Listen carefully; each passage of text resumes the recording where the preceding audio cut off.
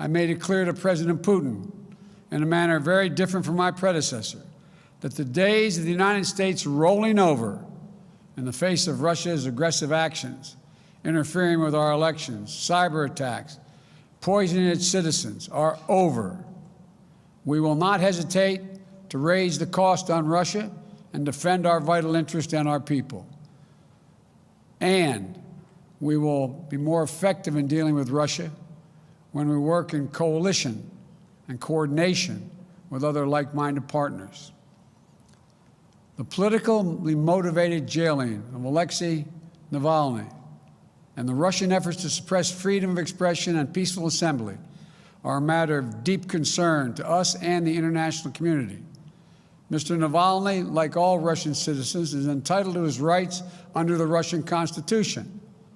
He's been targeted for exposing corruption. He should be released immediately and without condition.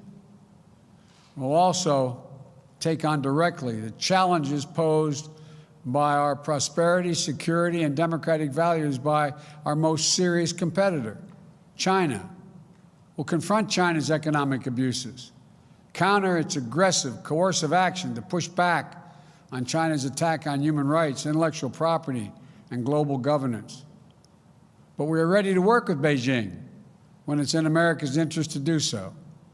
We will compete from a position of strength by building back better at home, working with our allies and partners, renewing our role in international institutions, and reclaiming our credibility and moral authority, much of which has been lost. That's why we moved quickly to begin restoring American engagement internationally and earn back our leadership position, to catalyze global action on shared challenges. On day one, I signed the paperwork to rejoin the Paris Climate Agreement. We're taking steps led by the example of integrating climate objectives across all of our diplomacy and raising the ambition of our climate targets. That way we can challenge other nations, other major emitters, to up the ante on their own commitments. I'll be hosting a Climate Leaders Summit to address the climate crisis on Earth Day of this year. America must lead in the face of this existential threat. And just as with the pandemic, it requires global cooperation. We've also re-engaged with the World Health Organization. That way we can build better global preparedness to counter COVID-19, as well as detect and prevent future pandemics, because there will be more. We've elevated the status of cyber issues within our government, including appointing the first Deputy National Security Advisor for Cyber and Emerging Technology. We're launching an urgent initiative to improve our capability, readiness, and resilience in cyberspace. Today, I'm announcing additional steps to course-correct our foreign policy and better unite our democratic values with our diplomatic leadership. To begin, Defense Secretary Austin will be leading a global posture review of our forces so that our military footprint is appropriately aligned with our foreign policy and national security priorities. It will be coordinated across all elements of our national security, with Secretary Austin and Secretary Blinken working in close cooperation. And while this review is taking place, we'll be stopping any planned troop withdrawals from Germany.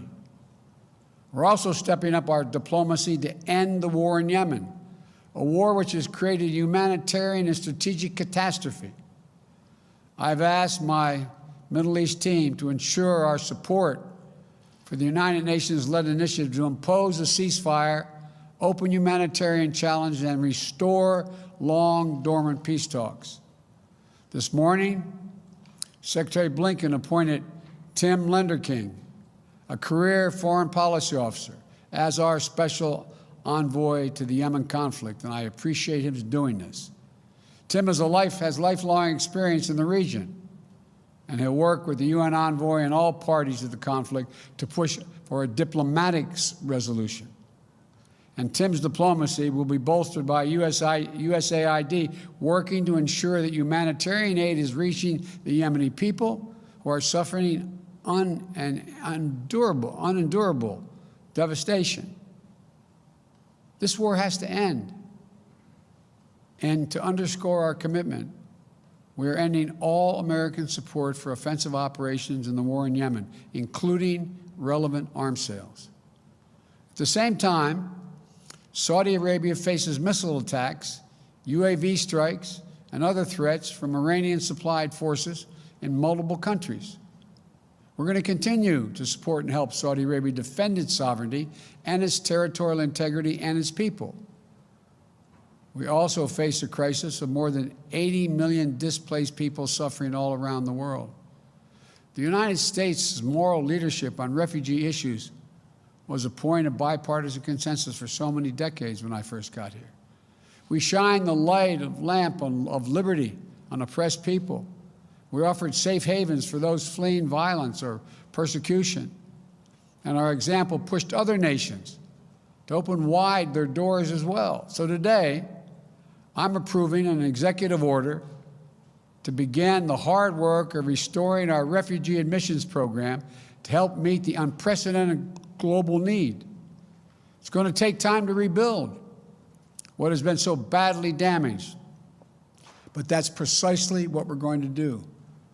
This executive order will position us to be able to raise the refugee admissions back up to 125,000 persons for the first full fiscal year of the Biden-Harris administration. And I'm directing the State Department to consult with Congress about making a down payment on that commitment as soon as possible. And to further repair our moral leadership, I'm also issuing a presidential memo to agencies to reinvigorate our leadership on the LGBTQI issues and do it internationally.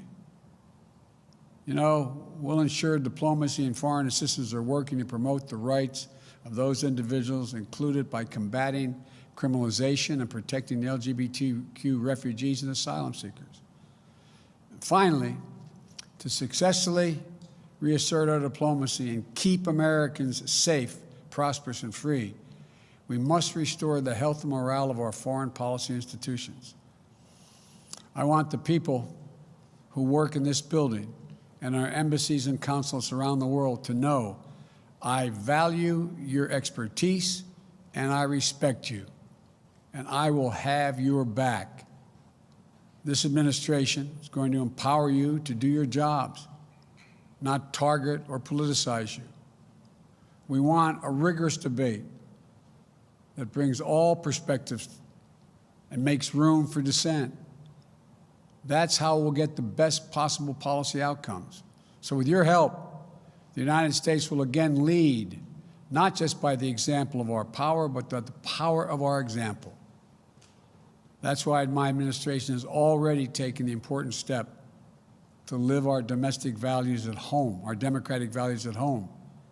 Within hours of taking office, I signed an executive order overturning the hateful, discriminatory Muslim ban, reversed the ban on transgender individuals serving in our military. As part of our commitment to truth, transparency, and accountability, we started on day one with daily briefings of the press from the White House. We've reinstituted regular briefings here at State and at the Pentagon. We believe a free press isn't an adversary. Rather, it's essential. A free press is essential to the health of a democracy. We've restored our commitment to science and to create policies grounded in facts and evidence. I suspect Ben Franklin would approve. We've taken steps to acknowledge and address systemic racism and the scourge of white supremacy in our own country. Racial equity will not just be an issue for one department in our administration. It has to be the business of the whole of government in all our federal policies and institutions. All this matters to foreign policy because when we host the Summit of Democracies early in my administration, to rally the nations of the world to defend democracy globally, to push back the authoritarianism as advanced, we'll be a much more credible partner because of these efforts to shore up our own foundations. There's no longer a bright line between foreign and domestic policy. Every action we take in our conduct abroad, we must take with American working families in mind. Advancing a foreign policy for the middle class demands urgent focus on our domestic economic renewal. And that's why I immediately put forth the American Rescue Plan to pull us out of this economic crisis. That's why I signed an executive order strengthening our Buy American policies last week. And it's also why I work with Congress to make far-reaching investments in research and development of transformative technologies. These investments are going to create jobs, maintain America's competitive edge globally, and ensure all Americans share in the dividends. If we invest in ourselves and our people, if we fight to ensure that American businesses are positioned to compete and win on the global stage, if the rules of international trade aren't stacked against us, if our workers and intellectual property are protected, then there's no country on earth, not China or any other country on earth, that can match us.